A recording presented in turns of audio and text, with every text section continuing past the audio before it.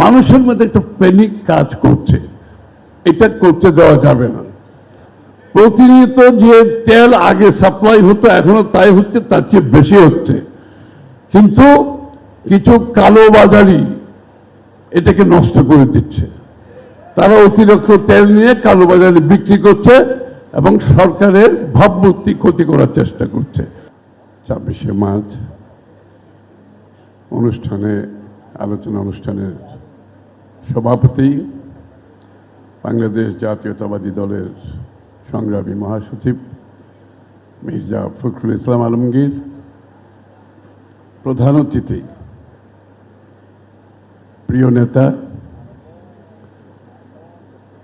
গণতন্ত্রের টর্চ বেয়ারার, উন্নয়নের টর্চ বেয়ারার, যে মশাল শহীদ প্রেসিডেন্ট জিয়াউর রহমান সাহেব জ্বালিয়েছিলেন, পরবর্তীতে বেগম খালেদা জিয়া এবং আজকের যিনি টর্চ বেয়ারার, প্রিয় নেতা মাননীয় প্রধানমন্ত্রী জনাব তারেক রহমান, উপস্থিত আলোচকবৃন্দ, সুধীমণ্ডলী, সংগ্রামী ভাই বোনেরা, আসসালামু আলাইকুম। নগদ নিয়ে এলো হার না মানা হার অফার। সর্বনিম্ন 10,000 টাকা রেমিটেন্স নগদে পাঠালে থাকছে স্বর্ণের হার জেতার সুযোগ।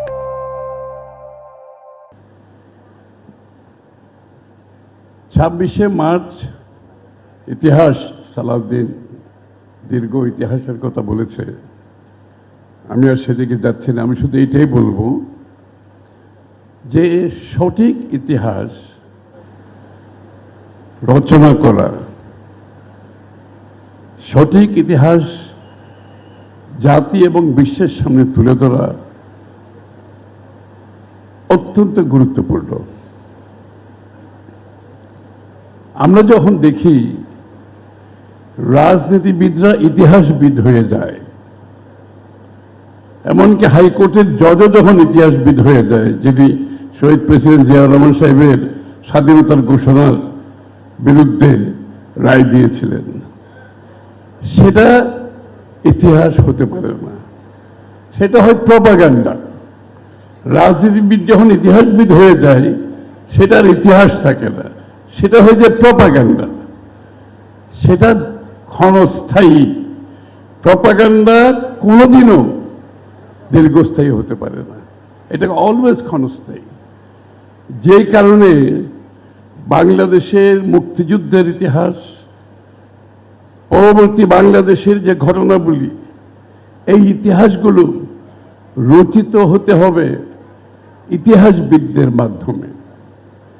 এবং ইতিহাসবিদরা যখন ইতিহাস রচনা করেন, সেই ইতিহাস রচনার একটা ধারা আছে, একটা প্রক্রিয়া আছে।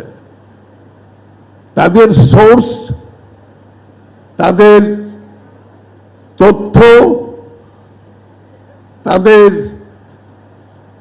রিসার্চ, অনেক কাজের মাধ্যমে একটা ইতিহাস রচনা হয়। আমরা দেখতে পাচ্ছি সত্যিকার ইতিহাস রচনায় আগামীর বাংলাদেশের যে গুরুত্ব এবং বাংলাদেশের ইতিহাসবিদদের সঠিক চিত্রটা তুলে দেওয়ার যে গুরুত্ব, সেটা আমাদেরকে অনুধাবন করতে হবে। আমাদের যারা ইতিহাসবিদ আছেন তাদেরকে সে দায়িত্ব নিতে হবে সঠিক ইতিহাস রচনা করার জন্য। এই যে জিয়া রহমান সাহেবের ঘোষণা, জিয়া রহমান সাহেবের যে বিদ্রোহ, এগুলো তো বিভিন্ন বইতে আমরা দেখেছি। এমনকি আওয়ামী লীগের নেতাদের বইতেও, আওয়ামী লীগের বহু নেতাদের বইতেও জিয়াউর রহমান সাহেবের স্বাধীনতার ঘোষণার কথা বলা হয়েছে। তাজউদ্দিন সাহেব সহ ভারতীয় সেনাবাহিনীর উচ্চপদস্থ কর্মকর্তারা যারা যুদ্ধে জড়িত ছিল, তারাও কিন্তু এই কথাগুলো তাদের বইতে লিখেছে। বিশ্বব্যাপী যে মিডিয়া আছে, সেখানে এগুলো সব সম্বলিত আছে, সব লেখার মধ্যে।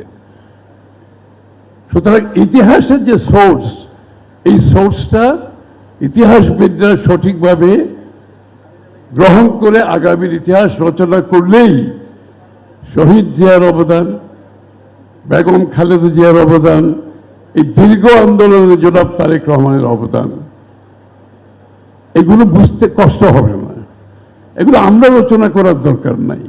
রাজনীতিবিদের কাজ ইতিহাসবিদ হওয়া নয়, ইতিহাসবিদের কাজ হচ্ছে ইতিহাসকরণ করা। আমি আশা করছি আমাদের ইতিহাসবিদরা সেই দিকে যাবেন। শেষ একটা দুইটা কথা না বললে হয় না। এবং আজকের যিনি প্রধানমন্ত্রী, উনি সেই স্বাধীনতার মুক্ত চিন্তা, মুক্ত ধারায় আমরা একটা গণতান্ত্রিক সরকার পেয়েছি। এখন দেশ গড়ার সময়, নেশন বিল্ডিংয়ের সময়। এবং আপনারা দেখতে পাচ্ছেন 1 মাস রোজার সময়, এই কথাগুলো বলা দরকার। পুরো 1 মাস রোজার সময় দিনরাত সবাই কষ্ট করেছে সরকার থেকে। দ্রব্যমূল্য স্থিতিশীল ছিল। একটা যুদ্ধ চলছে যেখানে তেলের অভাবে বিভিন্ন দেশে অনেক বড় বড় সিদ্ধান্ত নিয়েছে। বাংলাদেশে মানুষ বাড়িতে পৌঁছাতে পরিবহনের মাধ্যমে কোনো অসুবিধা হয় না, কোনো অসুবিধা হয় নাই। প্রত্যেকটা ঈদের আগে গার্মেন্টস শ্রমিকদের দাবি দাওয়া নিয়ে রাস্তা উত্তপ্ত হয়, ভাঙচুর হয় ফ্যাক্টরি। এবার কিছুই হয় নাই। সবাই শান্তভাবে তাদের পাওনা নিয়ে সঠিকভাবে পরিবহনের মাধ্যমে বাড়িঘরে যেতে পেরেছে। একটা অল্প সময়ের মধ্যে একটা সরকারের, এই যে বলে শুরু সকাল থেকে বোঝা যায় আপনার আগের দিনটা কেমন যাবে। আরেকটা কথা বলে আমি শেষ করছি, এটা না বললে নয়। আমরা একটা যুদ্ধ মধ্যপ্রাচ্যে আমাদের সামনে এখন চলছে। একটা জ্বালানি সংকটের মধ্যে আমরা সারা বিশ্ব আছি, বাংলাদেশ তার মধ্যে অন্যতম। কারণ আমাদের সোর্সটা হচ্ছে মধ্যপ্রাচ্য থেকে সব আসে, সেটা বন্ধ হয়ে গেছে। এর মধ্যে সরকারের পক্ষ থেকে বিভিন্ন বিশ্বের বিভিন্ন দেশ থেকে এটার সমাধান দেওয়ার জন্য কাজ চলছে এবং এই পর্যন্ত সফলভাবে আমরা এগিয়ে যাচ্ছি ইনশাআল্লাহ। এই ব্যাপারে চিন্তার কোনো কারণ নেই। কিন্তু মানুষের মধ্যে একটা প্যানিক কাজ করছে, এটা করতে দেওয়া যাবে না। প্রতিনিয়ত যে তেল আগে সাপ্লাই হতো এখনো তাই হচ্ছে, তার চেয়ে বেশি হচ্ছে। কিন্তু কিছু কালোবাজারি এটাকে নষ্ট করে দিচ্ছে। তারা অতিরিক্ত তেল নিয়ে কালোবাজারে বিক্রি করছে এবং সরকারের ভাবমূর্তি ক্ষতি করার চেষ্টা করছে। আমি এই কথাটা এই জন্য বলছি, আপনারা সচেষ্ট থাকতে হবে যার যার জায়গা থেকে। যারা নির্বাচিত প্রতিনিধি তাদেরকে সজাগ থাকতে হবে। এটা অত্যন্ত গুরুত্বপূর্ণ। এবং সরকারের পক্ষ থেকে যে আজ পর্যন্ত কিন্তু কোনো ধরনের রেশন দেওয়া হচ্ছে না এখন, এবং আমরা কিন্তু এখনো কোনো কৃচ্ছতা সাধনের কথা বলবো না, বলি নাই সরকারের পক্ষ থেকে। কিন্তু একটা কথা আমাদের মনে রাখতে হবে, আমাদেরকে কৃচ্ছতা সাধন করতে হবে, সরকারকে সহযোগিতা করতে হবে, সংযম থাকতে হবে।